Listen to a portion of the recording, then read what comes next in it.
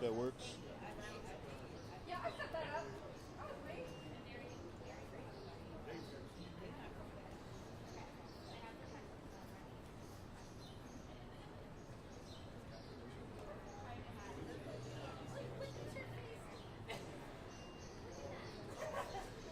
Which one do they look best? I got the thumb, and you're like this.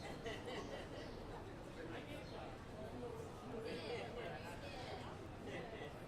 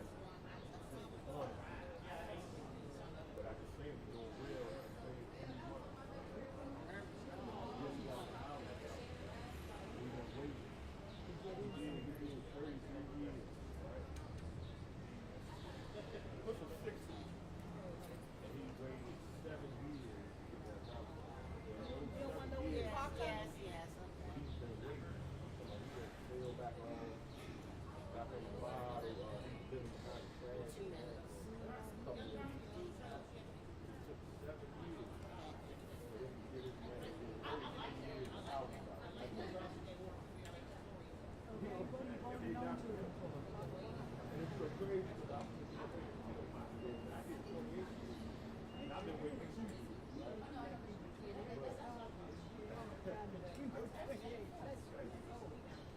And you know, the other thing with me is that because I'm working, because I'm not, you know, coming to them every day, come on, help me please. But I'm still living in somebody's basement under somebody's whim that any time they still need to get out. But because I go to work every day, because I got to run well and not crazy, so I mean I'm doing okay. Now I'm not saying that the person is, you know, messing around and don't need it, but we all need it. Whatever your circumstances, it's addressed.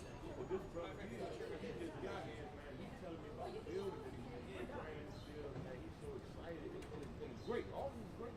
You know, to get that feeling of dignity. You know, to feel dignified. He got to wait 7 years. He went through all that. But he didn't have nowhere to go. You know, I have a situation at my home, my nephew, 59 years old. Clearly. I need him to be able to skip over that, won't stop drinking, won't stop smoking. Just don't. Somewhere, something told me, oh, well, it's okay to smoke. Neither one is good. You street family dentist. I need people to answer questions for me. I can't even get people to answer questions for me. I'm not here fighting for no, all these things. I'm not asking you to fix it for me. Give me a card. I'm just giving you some answers. Tell me how to navigate it better.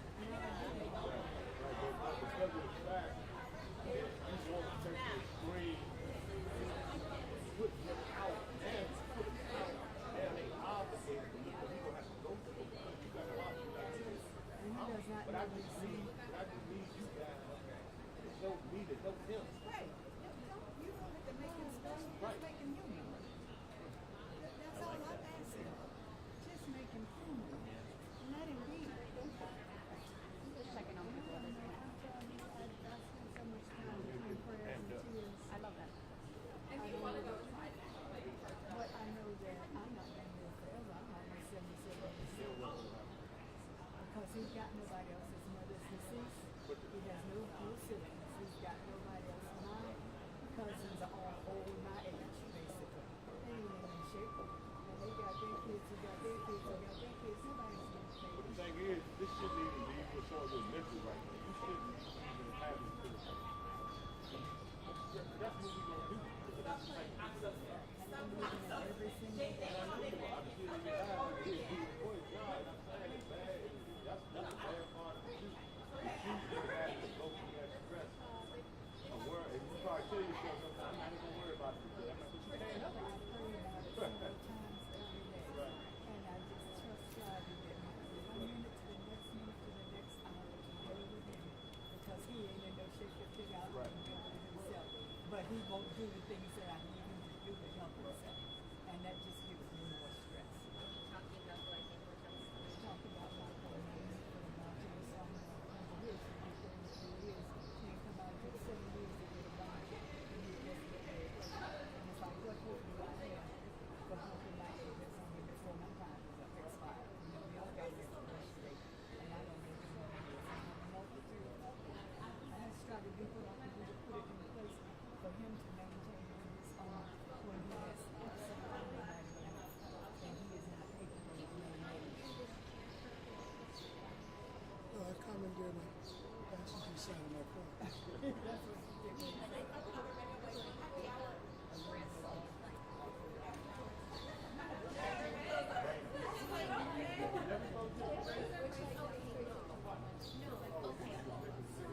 I have a very good facial recognition, and that's Damon. And then I said, what's his name? And then I was like, I met Devin the other night, and I felt horrible. I didn't recognize. Right.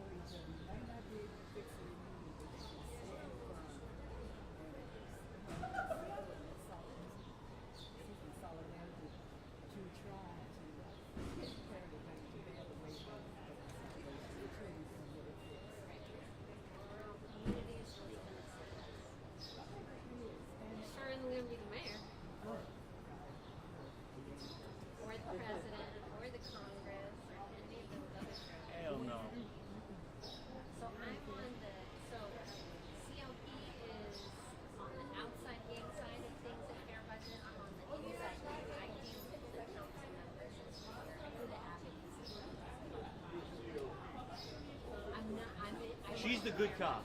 Yes. Yes. Y'all are the bad cops. Yeah, so we need advocacy and we need organizing. One doesn't work without the other. And so I'm on the advocacy side, and the organizers build the real power. But I have to go and like make the asks for the advocacy. So I'm a good cop, and I'm a bad cop, and doing the real muscle. It's not bad cops. That's a bad analogy, but it's good. I know what you're saying. Yeah. But it's the same thing that we talk about, like with our organizers. That also, I'm not sure if we met. I'm Matt from ATU. You have. Definitely look familiar. Okay. Damon. Pleasure. But yeah, no, it's like with our organizers, for example, and we do electoral work too. So I can also bring that in to say, like, look, we got boots on the ground. We got out. We voted for you. Where my fans That's at? the real bad cop. And then on that, I worked on getting Yes 83 passed. Being back in DC. Yes, 83. You're talking about the ranked choice voting? Okay. Yeah, I worked on that initiative. Okay. Part of that group. Okay. To get that passed. Yeah, absolutely. Because it was so disappointing. I did 28 years, right? So I'm so excited to come home and vote. Yeah. So I go to vote. My organization that I'm working for, they make a big deal about it. They're making a video to put on the social media, going to vote. I get there and I can't even vote because I signed up as independent. And this is the primary election. No. Sure. I'm like, wow, what's going on? Yeah, I hear it. Oh no, you can vote in the general election. You can't. Sure, but Democratic primary is basically the whole thing. For my council member, for my ward, I can have no say because I signed as independent. That shouldn't be the case. Yeah, well, that's why I joined the campaign. That's what the whole campaign was about. And it passed though. But now it has to get funded. Good luck with that, right? But they passed it like 78% of the vote in the city. So now 78% of people want it, but you guys ain't even trying to fund it. But it don't help the council members to rank them.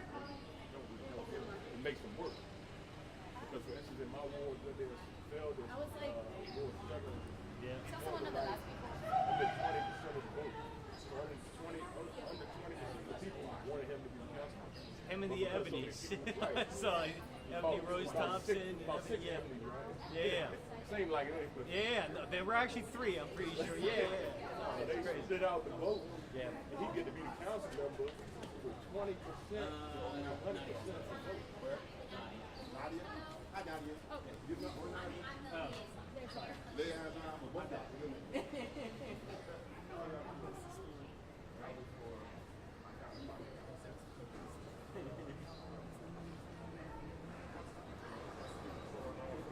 Whose charger is that?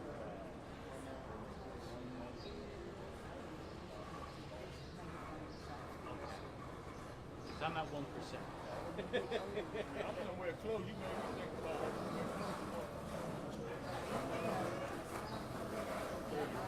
Yeah, I got another one. That's the board for it, so that's why I'm asking.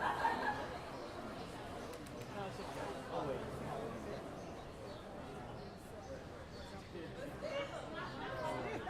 Don't worry about it. You see her?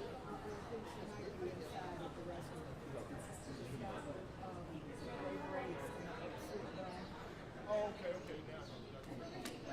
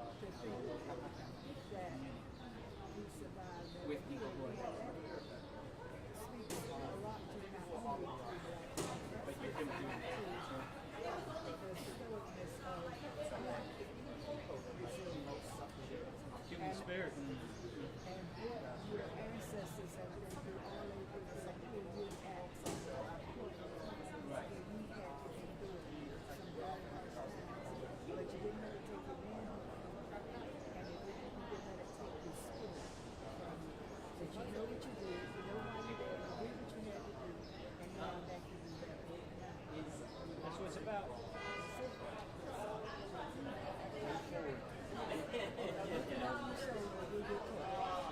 Look ahead and I would say like you most likely survive and get away from whatever you're trying to do.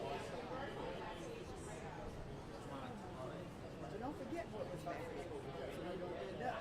Sure. You don't forget. You learn. You You learn move from forward it. with that experience. Somebody, I would have asked her, you said the charge belonged to somebody else. Somebody said they got charges inside, so I don't know if you want to go in there. We'll go inside, yeah. See what we got. The guy said he lost his charge and he's been there for like the last 15 minutes charging his phone up. Okay. Let me do that.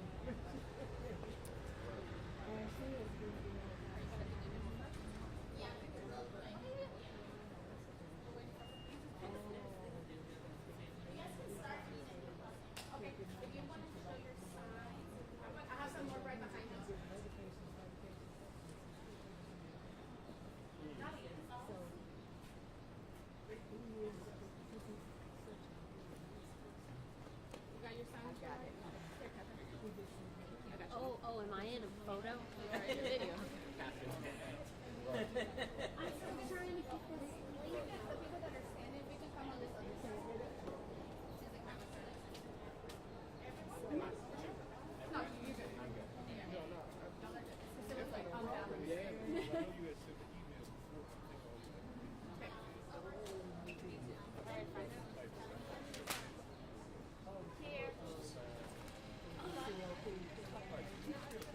No, not yet. Oh, okay. Here you go, honey.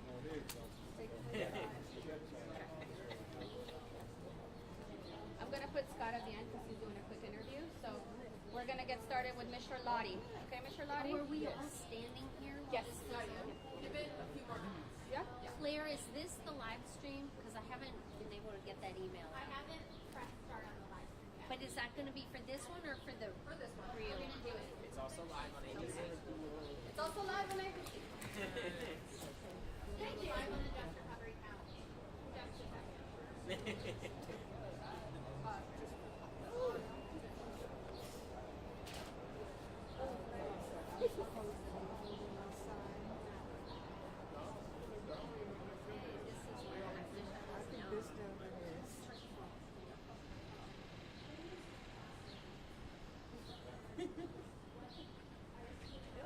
I'm trying to get Matt to come outside.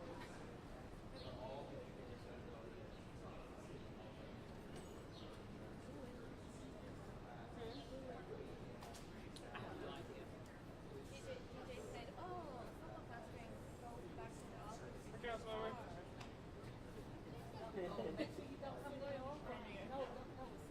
Oh yeah, girl, please, yes. It's only going on.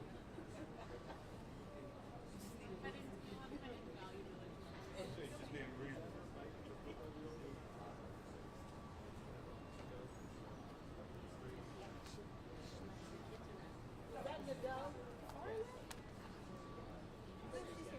Oh.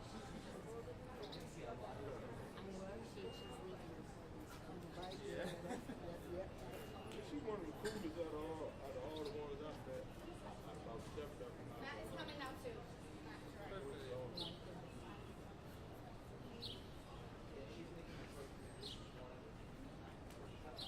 Also, thank you so much, everyone, for your patience. We appreciate you so much. We know this is not ideal. Neither is the mayor's budget. Yeah.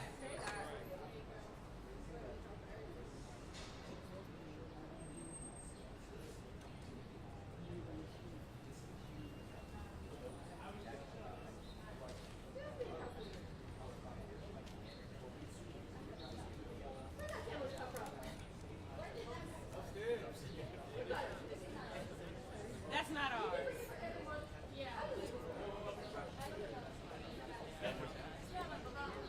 Right on the chair.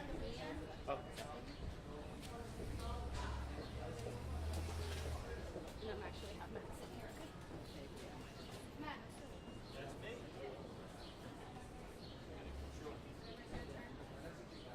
Well, need an assign?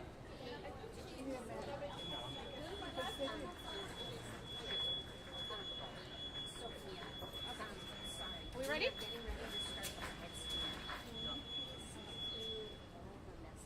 Okay. All right. Good morning. Oh, good afternoon. We were prepared for the morning, everyone. Okay, we were prepared for what we thought was going to be. Are they ready? Are y'all ready? You good? Ish? Yeah. Cool. Awesome. Hi, everyone. Hi everyone, my name is Nadia. I am the coordinator for Just Recovery for DC Coalition. We are the ones who power the All In for DC campaign, asking to tax concentrated wealth because that exists here in our community. I'm not going to take too much of your time because there are many speakers that are going to share why we're here, and I'm going to seal it up at the end. So I'm going to get started with Scott Goldstein from Empower Ed, who has some really important messages to share with us. Thank you. While we're out here, the mayor is inside talking about her budget proposal. And Empower Ed, we work to fight for teachers and their priorities to make sure that our educators and our schools are well. And clearly the decisions that were made in this budget were about making things look nice on the outside and deeply hurting people beneath the surface and hoping that people don't realize that. We're talking about huge investments in capital spending and buildings and heated pools, but what we're seeing is cuts to Medicaid and SNAP and basic services that we need. And what we know is that students are not well in school and are not going to succeed in school if we don't have housing security, if we don't have food security, and these are choices that she's making. Every choice in this budget is a choice to prioritize the pockets of developers over the people who need services the most. It's a choice to keep money in the pockets of DC's wealthiest residents while cutting basic support staff in our schools. And I'm a little confused because the political party that apparently they affiliate with, most of the mayor and the council, is one that believes that when times are tough, usually it's the government who should be spending additional money to help us recover, and not an austerity budget that we should be constantly cutting back. That was supposed to be what the other side believes about this, but the foundation is supposed to be that we make sure that the vulnerable are protected, that the people who need that the safety net is protected. And that's why I'm proud to live in a city where 80 to 90% of the people actually support raising taxes on the wealthy so that we can fund basic social safety net programs. And it just seems absolutely insane that we have a city that is willing to make those investments. People like me who are doing better, who are gladly pay more in taxes, and the mayor says, no thanks, we'd rather just cut services for the most vulnerable residents. So she'll say we have the most progressive tax system in the country. We have no business activity tax that could raise $500 million while they say we need to right-size support staff in our schools. Imagine being in a city with so much wealth that we have no millionaire tax bracket, right, to take advantage of that, but we don't have enough money to fund community schools. Imagine being in a city with multi-million-dollar homes, but a mansion tax that's so small and leaving hundreds of millions of dollars on the table. And I'll just say we know it doesn't have to be that way. We can deliver a budget with strong schools that invest in housing security, that invest in food security, and a city where no child or family experiences that hardship. And I want to say one more thing, which is that this budget now goes to the council, and this is a rare opportunity that they have because we know there are going to be more federal cuts coming. There's about to be a federal budget that's going to make deep cuts to the social safety net, and this is the one opportunity the council has to do something about that. This budget right now, the supplemental and then the 26 budget, is their chance to buffer us against the threats that are coming. Whether that's investing in affordable housing or investing in community schools, this is a chance to make sure the buffer is in place so that when the federal government cuts basic services, we have already done as much as we can to protect our residents. And that does not look like cutting the child tax credit or zeroing out the pay equity fund in future years and cutting Medicaid. That means like making deep investments now that protect us in the future, and that's what we need from the council in the coming days. Thank you so much, Scott, for reminding us what should be important. I'm going to pass it over to Ms. Rolati.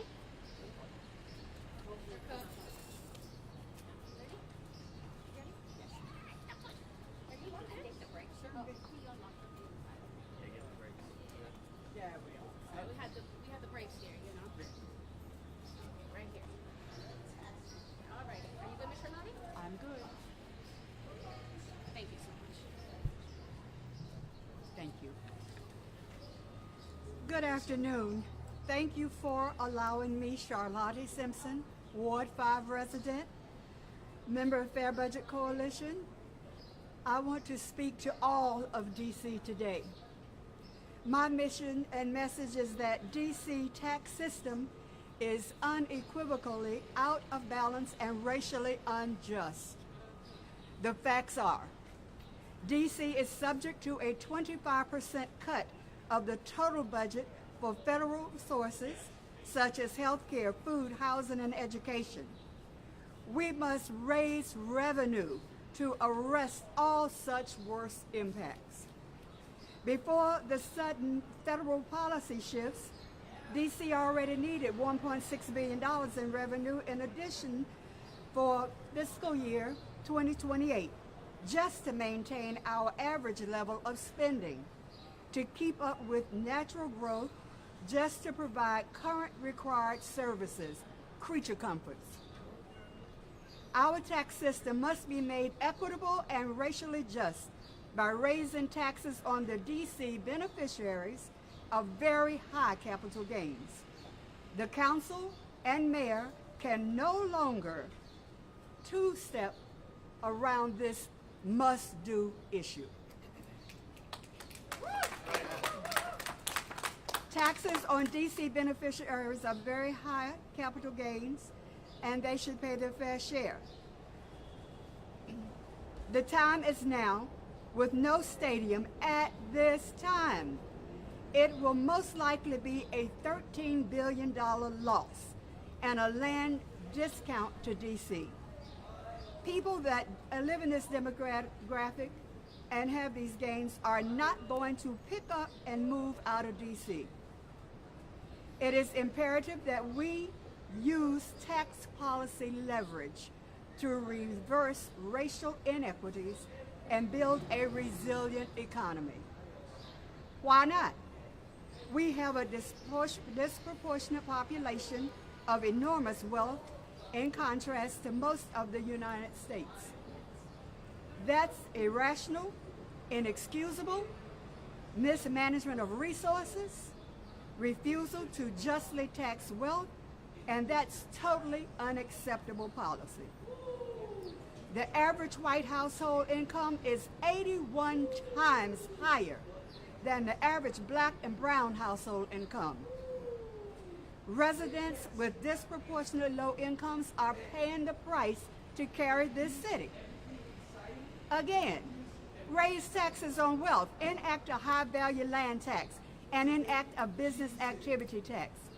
That's about a $506 million revenue increase annually, and enforce all contract clawbacks.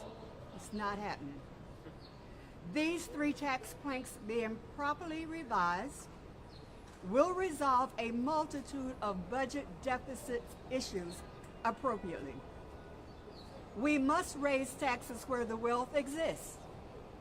Last but definitely not the least, absolutely no resurrection of RFK Stadium at this crucial time.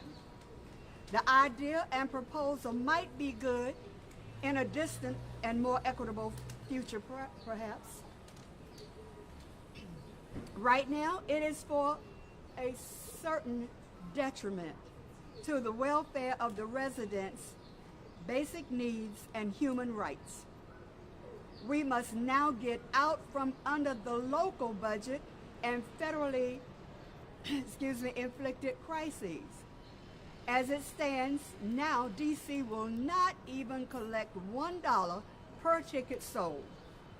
You cannot recover DC by giving away the potential revenue going forward, appeasing the billionaires to DC's financial detriment.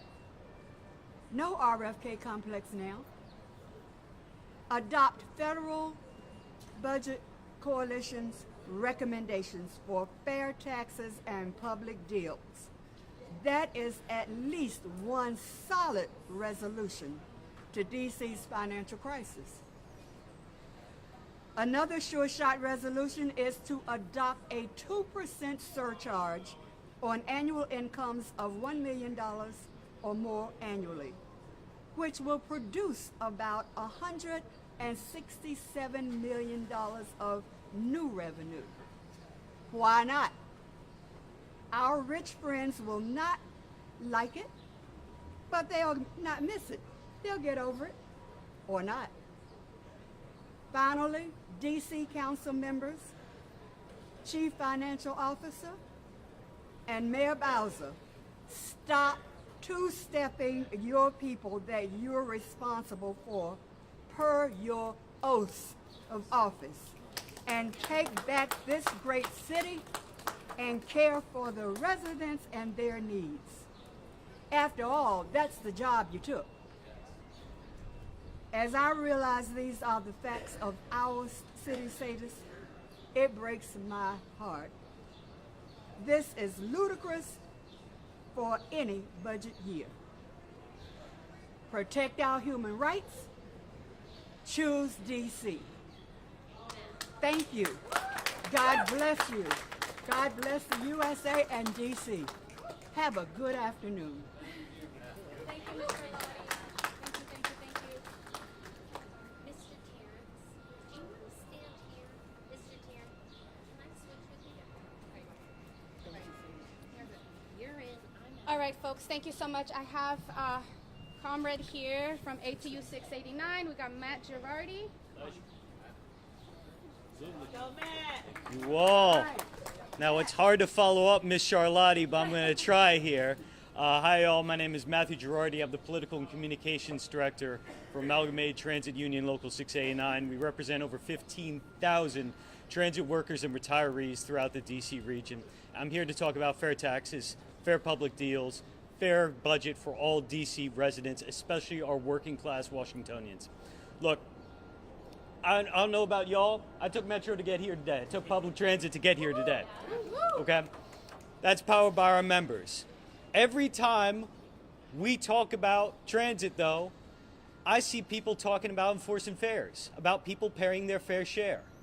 So when it comes to working class people, when it comes to getting on a bus, when it comes to getting on a train, it is commonly known that we pay our fair share.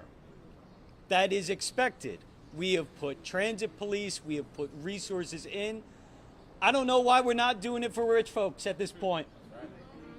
We're providing so much in this city, in this region, to folks. World-class transit, amazing downtown, all these amenities. Folks are not going to pick up and move. They want to be here. But what we need, as the folks who move this region, is a fair tax system that gets us the resources that we need. We need fully funded transit. Every year, every 2 years, I have to go everywhere from Annapolis to Richmond and everywhere in between to just advocate to make sure that our transit system stays afloat. We are the only system without dedicated funding in the country. It is ridiculous to continue to ask transit workers, transit riders, this whole city every single year to hold its breath and see whether or not we can fund the buses and we can fund the trains that get working people to and from their jobs, that get our students to and from school, that get our seniors and our folks with disability to and from their doctor's appointments, that connect families. That's ridiculous.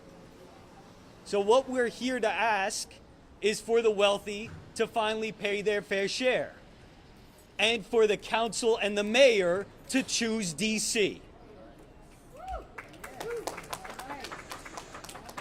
Now, what does that look like? That looks like a business activity tax.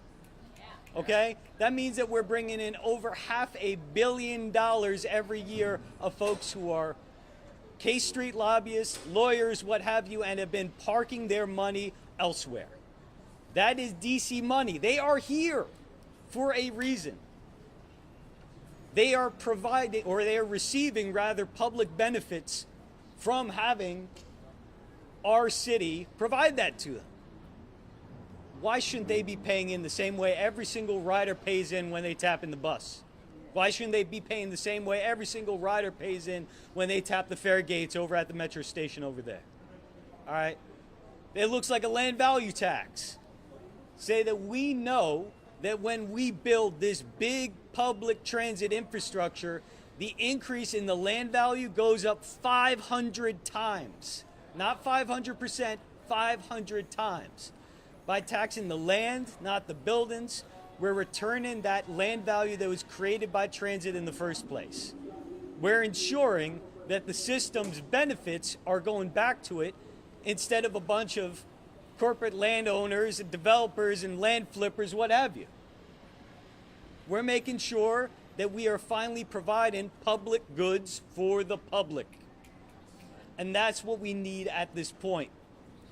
We need to make sure that we are fully funded Metro. We need to make sure that our transit workers and all working class people can afford to live here. We have people commuting in from West Virginia to work on transit here because they can't afford housing.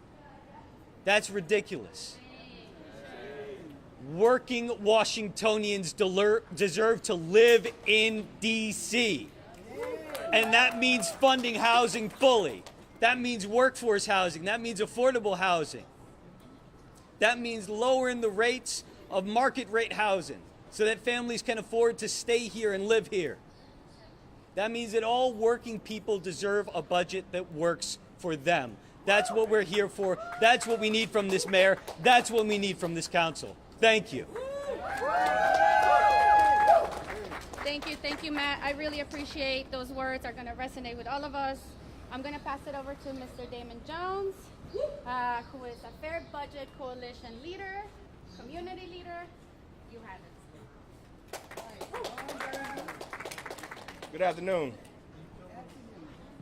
I'm here today to personalize things a little bit. As she said, my name is Damon Jones.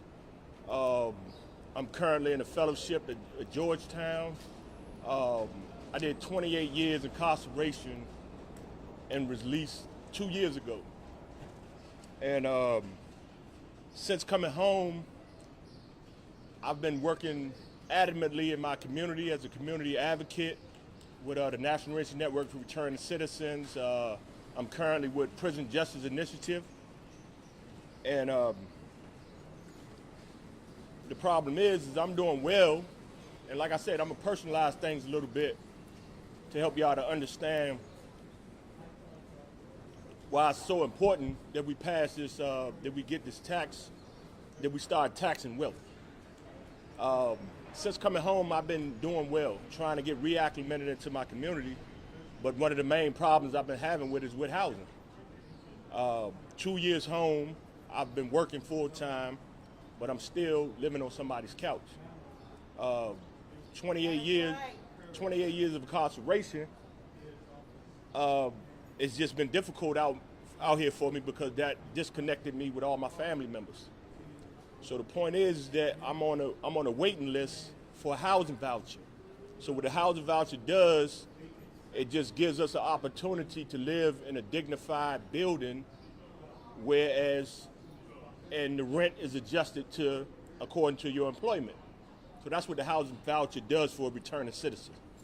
I've been waiting 2 years to receive a housing voucher, and this is after doing 28 years of incarceration. But it's so ironic, I ran into a friend of mine today who did 33 years incarceration, and he suffers from alcoholism, and he just received his housing voucher after 7 years of waiting for it. Shame. Now, I congratulated him, and he feels very good about receiving his voucher, but we sat and talked about everything he went through in those 7 years until he got that voucher. Now, he relapsed a couple of times with alcoholism, sleeping behind dumpsters, from the homelessness that came with it. And, it shouldn't have had to be that way. It shouldn't have to be that way. So I look towards my future, Now I'm going to fight, with resilience as I've been doing, but I just think about how difficult and how it doesn't have to be that way. We have all these developers coming into the city, putting up all these beautiful housing developments and whatnot. And I just wonder, are we taxing these individuals that's moving and prospering off our city the right way? I'm a homegrown Washingtonian, and I'm not asking for any handouts. I'm just asking for assistance to get back on my feet, as is all that my friend was doing, as he waited 7 years to get housing he could feel comfortable with, and it shouldn't have to be that way. So this wealth tax will help with that. It's an organization that actually has the mayor's name on it, the mayor's office of returning citizens, and they only get 20 housing vouchers a year.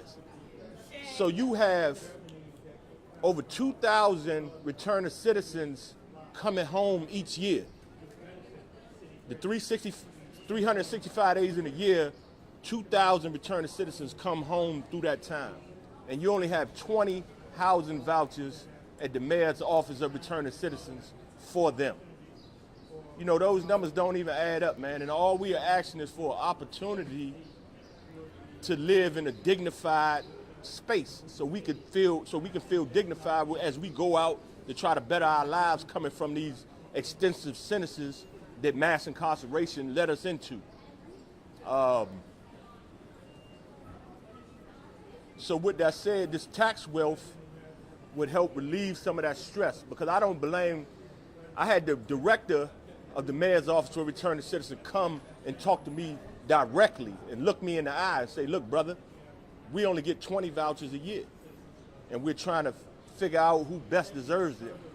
And I'm like, 20,000 vouchers for 2,000 returning citizens. I mean, it just ain't right. So like I say, with this tax wealth, taxing this wealth would help with that. And that's what we're pushing for. I ain't gonna take too much of your time, man. I thank you. Thank you so much. Thank you, Damon, for bringing the face of who's at the consequence, right, of these terrible decisions.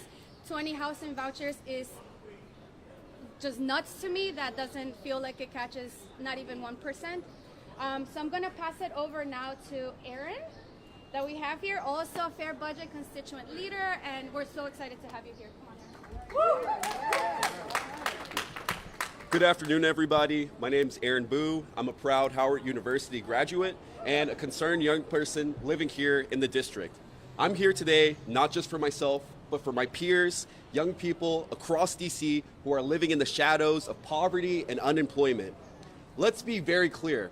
Tax justice is a youth issue.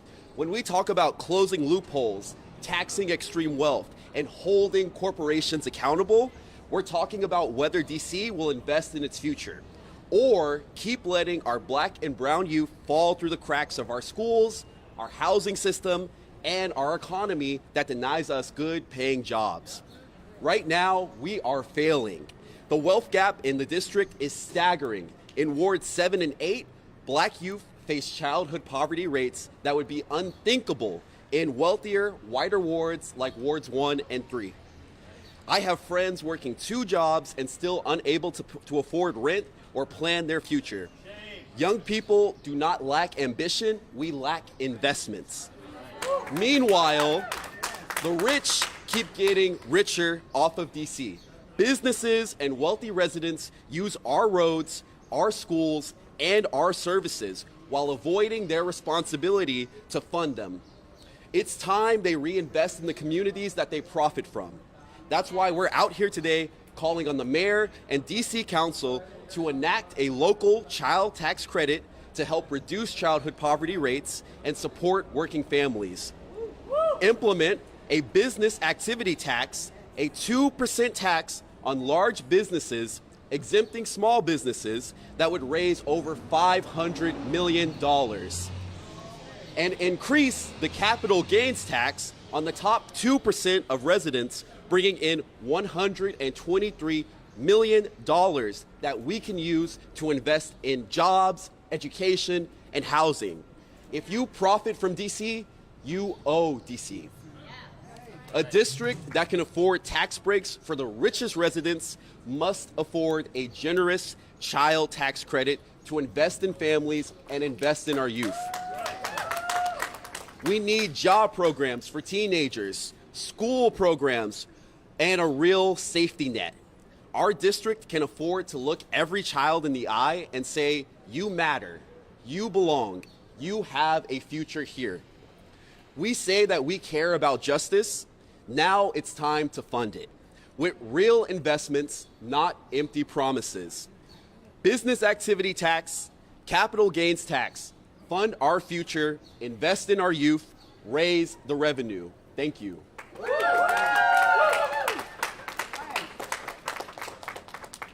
Hi, everyone. Thank you so much, Aaron, for those wonderful words. Right? You have to put your money where your mouth is. You can't just say you care about communities and then not invest in us.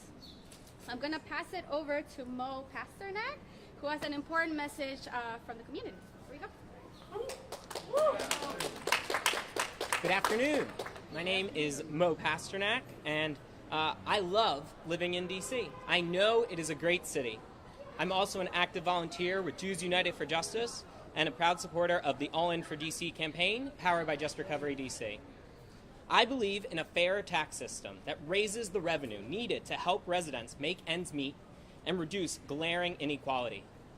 D.C. has the highest median income in the country, but hundreds sleep on our streets every night. And Trump's tax plan will worsen income inequality, and D.C. needs to counter this by raising taxes on well-off individuals. We know that higher taxes won't change how I live my life, and I know I'm already doing quite well. Financial stress is basically non-existent. I pay a mortgage lower than rents for comparable homes, and I have savings, retirement accounts on top of that. I really have more than I need. Meanwhile, we see our neighbors struggling to make ends meet. I also don't own a car. I live close to a metro station and would be happy to pay a land value tax that Matt mentioned to make sure that WMATA has the funds needed to provide robust service every single year. I have a well-paying job, and I know that any capital gains I earn, it's really just a cherry on top of a very large sundae. A higher capital gains tax wouldn't change my behavior, but it could help a child from going hungry. DC is wonderful, and I want it to have the services all of our residents need. All In for DC has outlined the way to achieve that, and we hope the council enacts these common sense proposals. Thank you. All right, thank you. So we know our residents want to pay their fair share too. So where are the other rich folks, right?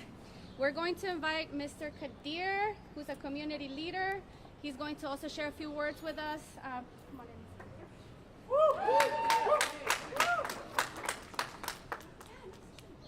Good evening, everyone. Yes, my name is Kadir El Amin. I am the founder and director of A Right to Life, All for One. Good evening, everyone. Again, I would like to start off with saying how much I do not feel like I am a part of this community due to all of the conditions that we have to live under. And as an example, look around. These are all the words that I need to say. Just look around and see the conditions that we have to live under. Fortunately, I have a place which took me 15 years to get. If we tax the most richest people, we can put money towards education, housing, and other needs. Healthcare, like you see me limping, healthcare, and especially I want to renovate education, because they no longer teach economics in schools. How to balance a checkbook, how to manage money. Those things that need to be reenacted in high school, and that's where tax money should be spent at. Housing is where money should be spent at. Our people out here, look at them, I have a meeting in about an hour, and they only have 40 vouchers for over 1,000 people that are homeless. You know what I mean? Like, where's our tax money going to? Even the dollars that we do have.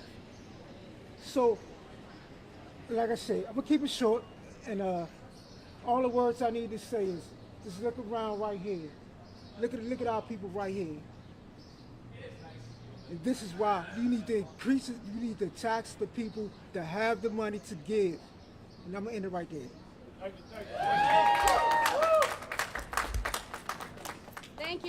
Thank you so much. And last but not least at all, we're going to invite Ms. Fari Gamina Tumpe. If I said that right. We'll bring her over. She's going to share a couple of words with us. She is a leader with Spaces in Action, one of our steering members. Thank you. Jambo Buana, everyone. I'm Fari Gamina Tumpe. Did not prepare a speech, but my life is my speech. My struggle is my speech. The disparities I face within an uncaring economy is my speech. I'm the senior community builder with Spaces in Action DC. I'm also a native Washingtonian, born and raised on Capitol Hill. Thanks to my amazing grandparents, I am a homeowner in DC, but I'm also a member of the disabled community. So here are some numbers for you today. My property taxes are about $5,000 a year. My income is about $11,000 a year. I pay half of my disability income in property taxes to an uncaring economy. This is not a story I wanted to share, but nothing impacts and transforms and informs policies and shift narratives other than stories. So I stand before you as a 2-gen caregiver, caring for 3 children with special needs. Oftentimes, Medicaid does not authorize the mental health medications that they need. We need an economy that puts babies before billionaires. We need an economy that puts people over profits. We need an economy that puts principles before power. People shouldn't be poor because they're sick or sick because they're poor. It's past time that we see what this government looks like when it works for the people. Tax justice is a human right. Tax justice is health care justice. Tax justice is child care justice. Tax justice is housing justice. Tax justice is justice for all.